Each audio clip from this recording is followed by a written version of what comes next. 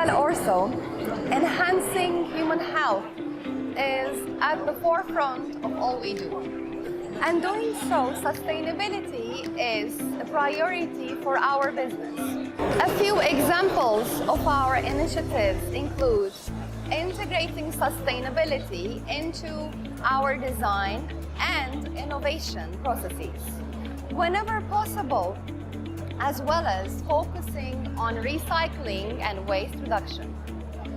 In addition to sustainable product design, QuidelOrtho focuses on enhancements to recycling and waste diversion efforts, particularly at product end of life.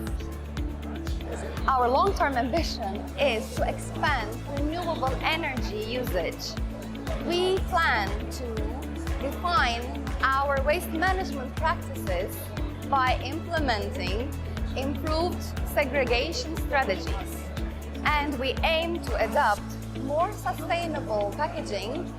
A key focus for us will be to improve the circular economy and life cycle of our product line through the use of recycling and reuse strategies.